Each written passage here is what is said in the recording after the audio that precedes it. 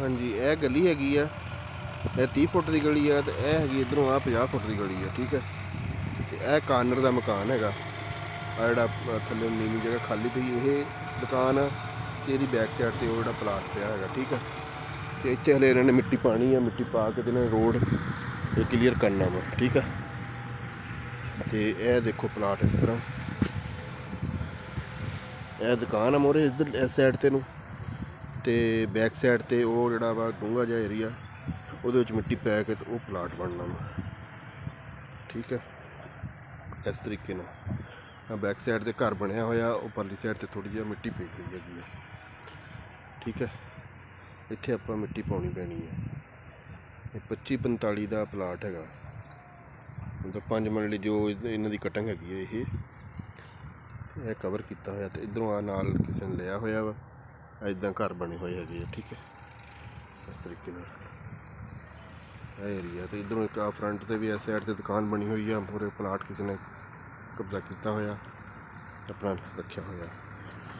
ठीक है, यह 50 फुट का रोड है, तो मुस्तकबिल इंशाल्लाह बहुत अच्छा बन जाएगा।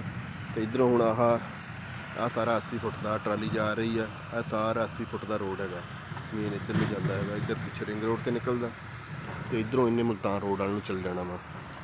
मुल्तान रोड भी इतों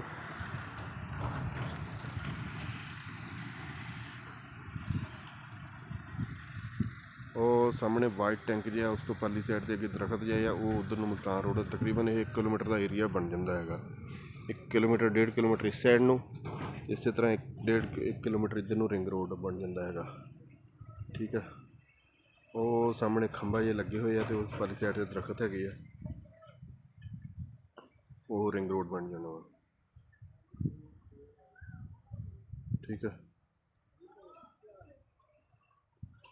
ਤੇ ਆਹ ਗਲੀ ਵੀ 30 ਫੁੱਟ ਦੀ ਬਣ ਜਾਣੀ ਹੈ, ਤੇ ਸ਼ਾਮ ਦਾ ਸਾਇਆ ਇੱਧਰ ਨੂੰ ਆਉਂਦਾ ਹੈਗਾ, ਮਗਰਬ ਇਸ ਸਾਈਡ 'ਤੇ ਇੱਥੇ ਸਾਹਮਣੇ ਬੰਦਾ ਆਪਣਾ ਮੋਟਰਸਾਈਕਲ ਵਗੈਰਾ ਘਰ ਦੇ ਮੂਹਰੇ ਦੁਕਾਨ ਦੇ ਮੂਹਰੇ ਖੜਾ ਕਰ ਸਕਦਾ ਹੈਗਾ। ਠੀਕ ਹੈ, ਤੇ ਠੀਕ ਹੈਗੀ ਆ ਲੋਕੇਸ਼ਨ, ਮੈਂ ਕਹਿੰਦਾ ਫਿਰ ਇਹੀ ਰਹਿਣ ਦਿੱਤਾ ਜਾਵੇ, ਕੀ ਹੋਰ ਕਰਨਾ ਹੈਗਾ। ਠੀਕ ਹੈ, 80 ਫੁੱਟ ਦਾ ਰੋਡ ਹੈਗਾ, ਨਾਲ ਨਿਕਲਦਾ ਇੱਧਰੋਂ 50 ਫੁੱਟ ਦਾ ਬਣ ਜਾਣਾ ਵਾ। ਲੋਕੇਸ਼ਨ ਠੀਕ ਹੀ ਬਣਦੀ ਹੈ, ਕੋਈ ਜ਼ਿਆਦਾ ਫਰਕ ਨਹੀਂ ਹੈਗਾ। 5 ਤੋਂ 7 ਫੁੱਟ 80 ਫੁੱਟ ਤੋਂ 5 ਤੋਂ 7 ਫੁੱਟ ਡੂੰਘਾ ਹੈਗਾ ਬਣਦਾ। ਠੀਕ ਹੈ, 80 ਫੁੱਟ ਦਾ ਰੋਡ ਨਿਕਲ ਰਿਹਾ ਇੱਧਰ ਨੂੰ, ਇਹ ਏਰੀਆ ਜੀ। ਠੀਕ ਹੈ।